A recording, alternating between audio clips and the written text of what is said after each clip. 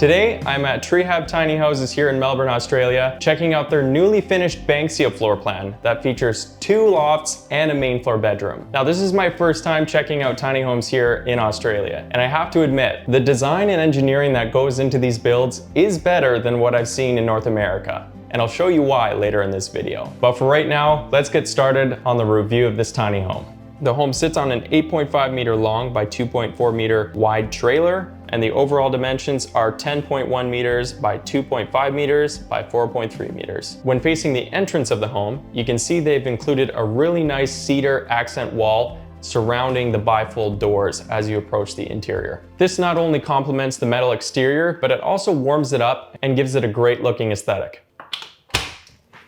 So when you first arrive in the tiny home, you come through a really cool bifold sliding door here. And this is something I haven't actually seen yet in any tiny home, but I think it's a really great idea. Having 3 individual window panes on the door not only brings in tons of natural light, but you can fold it all the way to the left so that you have almost like an indoor-outdoor living experience with this front door. And I really like that. Now, this entry point is located right at the middle of the home, so you step into what's mainly going to be your living room. And I really love what they've done with both the layout and the color patterns in here. The floor is a nice sandy brown, which contrasts really well with the cabinets in the walls and the ceiling, which is a white. But overall, the interior gives off a nice light, airy, beachy vibe, which I think is on brand for where we are in the world in Australia. This tiny home is 8 feet wide and 28 feet long. And here in Australia, I've quickly learned that they do have different laws in regards to how big you can actually build these tiny homes. In fact, the size of these tiny homes is actually determined by the maximum weight they can be built at, which is 4.5 tons. So in order to maximize the length and the space in these homes, they actually manufacture them in a very different way than what I'm used to seeing back home in Canada. A way that, in my opinion, is both smarter, more efficient, and more durable. But more on that later. But as I was saying, the living room is very minimalistic. You have a 2-person couch here and not much else. You have a little spot to put coffee and a little table off to the side here. But for the most part, you're gonna be sitting here and either enjoying the view out front or relaxing on the couch, enjoying a book. One thing I did notice is there's no obvious space to put a TV in here. And I know for a lot of you that's not important, but for a lot of you that is important. And with the limited amount of space we have in the living room, there's not much space to mount anything on the walls around it either. But if it were up to me, I'd be fine enough with my laptop. Now, coming into the kitchen, I think they've laid it out pretty much as best you can given the space provided. It's super minimalistic. You have everything you need and not anything more. The countertop around the sink is a nice thick butcher block style countertop. You have a nice stainless sink here. Now above the sink here, you can see that they have put in an actual tiled backsplash, which looks awesome. And then above the sink, they have a really nice big window. And if you're like me, you're a sucker for windows above the kitchen sink. There's nothing worse than doing dishes or cooking and not having a view or a window to open up and let the breeze in. Further to the right here, you're gonna see this is your counter space. And though it's not very much, you do have a little bit more behind me here on this tabletop. So if you need more prep space while cooking dinner, whether it be for your family or friends, you can move a little bit over here and utilize both spaces in the kitchen. Further to our right, we have a 2-burner gas stovetop. Though I do prefer having a 4-burner gas stovetop, I am glad they put a 2-burner in here, simply because if you put a 4-burner in here, you're really limiting the counter space that you have.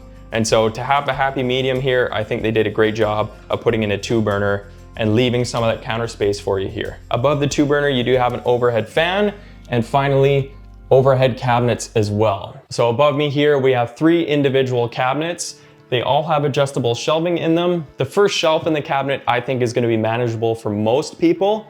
The second shelf is where it gets a little bit high. And then of course, above the cabinets, you can use that for storage as well. And I am noticing now just underneath the cabinets, they have an LED light strip too. Off the left-hand side of the sink, you do have light switches on the wall, and you have your remote, which is gonna control your mini split, heating and cooling up on the wall above the door. And then here below the 2-burner stovetop, you do get a fair size oven as well. Now in terms of lower storage, you get a nice big pull-out drawer below the oven. In the middle here, again, another large storage space. The middle one, a little bit shallower, but nice and large. And then the top one, that's gonna be your utensil drawer.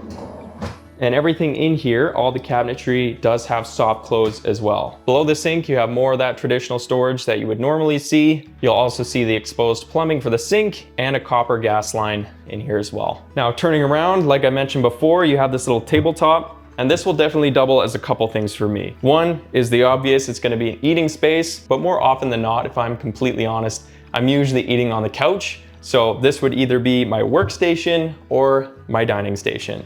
But you could fit 2 people here if you really squished in, but it looks like it's gonna be more comfortable with just 1 person. And above the tabletop here, they have this really cool light design here, which faces up rather than down. So it kind of splashes off the wall and creates a really nice ambiance. Now further to my left here, this is gonna be a spot where you can throw a fridge. Now by the looks of it, it's not gonna be a full-size residential fridge, but bear in mind, this is a tiny home, you're not gonna need one. Above the fridge, you do have some really nice overhead cabinetry as well. And again, this is all with adjustable shelving and soft close hinges. And then 1 more cabinet door over is gonna be 5 individual shelves that are again adjustable, and they go all the way back against the wall. If it were me, I think this is plenty of space for what I actually need in a day-to-day. Now above me, you can probably see here that there's a loft up there. I believe this loft can hold a queen-size bed, and of course it's accessible by a ladder that hangs onto this railing here. Okay, at the very front of the home, this is the bathroom area, and the bathroom area has plenty enough space in here to do what you need to do. Off to my right-hand side here, you have more of that adjustable shelving, and you have 1, 2, 3, 4, 5, again, adjustable shelving units. Plenty of space. It goes all the way to the back wall, which I can barely touch. That's my full arm length in there. So lots of space, lots of head space too. Once again, I'm 6'4" and I have a good probably 6-7 inches above my head as well. So lots of space in here. Next to the cabinets on the wall here, they have a really nice glass enclosed shower. And one thing I'm noticing actually is the entire floor and the surrounding area in the shower is all tiled and grouted. And there's just something about a nice white grouted tile that totally completes the look of a bathroom. And they did a really good job in this one. And the back, they have these really tiny recessed lights in the shower as well. And now turning around, we have a porcelain sink. We have a frosted glass window above the sink here. So that's gonna let in some of that natural light. And then they have these really cool light bulbs on the side of the window here. It's a very unique placement for these lights. Behind the sink, you have that same backsplash that you have in the kitchen, and the countertop is again that butcher block style countertop that we saw in the kitchen as well. Behind me here, you can see that they have a nice big mirror so you can check yourself out, you can do your hair or check out your fit for the day. Up on the wall here, you do have a little exhaust fan as well. One thing that's interesting that I noticed is when you open the lid of the toilet, it's not plumbed in. So this is a dummy toilet. I don't know exactly what the laws are here for having tanks on board or if you need like a compostable toilet. And then lastly, underneath, you have lots of space, lots of cabinet space underneath the sink as well. And then of course, to close everything off here, we do have a little pocket door. Now back towards the back of the home, as you can see, this is the second loft space. And this is where you're gonna find a considerably larger space than that first loft. So up here, you can fit a king size bed and you have both windows and a skylight in here. So it's a much more comfortable space. You have much more space to customize as well. And finally, at the back of the home is the master bedroom. Let's check this out. I have to admit, I think this is my favorite room in the house. And there's a couple reasons for that. Number one, the opposing windows on either side of this room.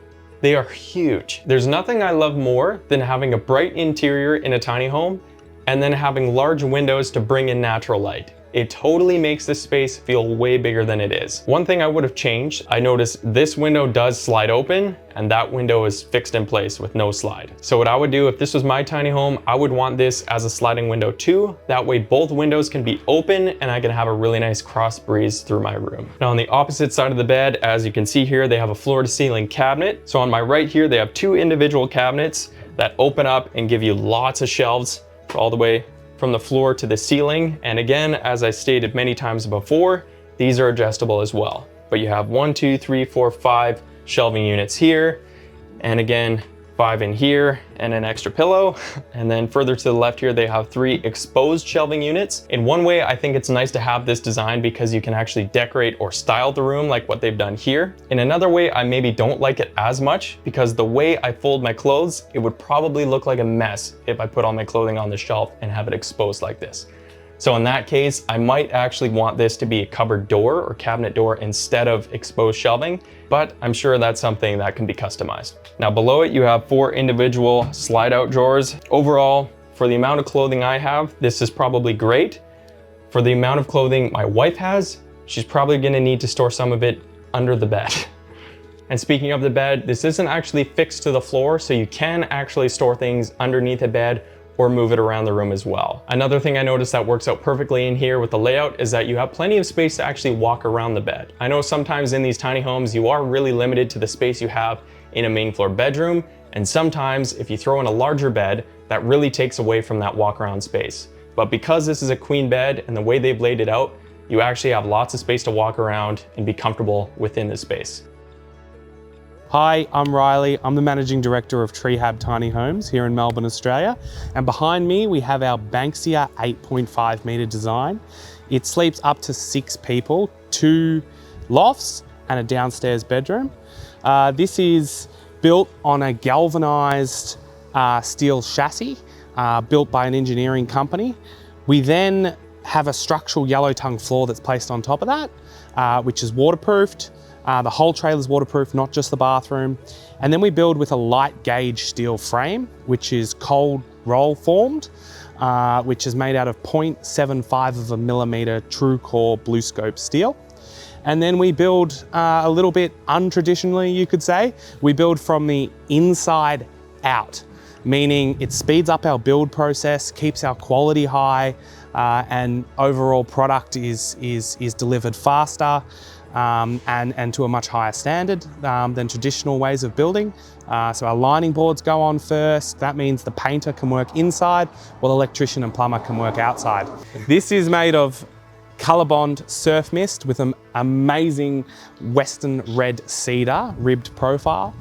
We use all high-end materials, as many high-end materials as we possibly can, from 2.5 kilowatt Mitsubishi split system to Renai Infinity hot water. Okay, that's all I've got for you today, guys. If you're new here, thanks so much for joining us. If you're not new here, it's been really great to do another tiny home for you. Being in a new country like Australia makes it a little bit more difficult to find tiny homes to film, but I do want to say a huge thank you to TreeHab here in Melbourne for having me out and letting me do a review of this tiny home for you guys. Riley and the staff here are phenomenal people. They're super friendly and they're very eager to help me out with anything I needed. And they will be for you guys too. So if you're in the area of Melbourne or in Australia and you're looking for quality homes built like this, I highly recommend you reach out to TreeHab Tiny Homes and get in touch with them for anything you need. If you guys like what you saw today, please give me a thumbs up for the algorithm. And if you haven't subscribed to the channel, please consider doing so. And if you have any questions specifically for TreeHab Tiny Houses, I'll leave all of their information in the description below so you can check them out online and you can reach out. But as for right now, that's all I've got. So thanks so much for watching, guys, and I'll see you in the next video.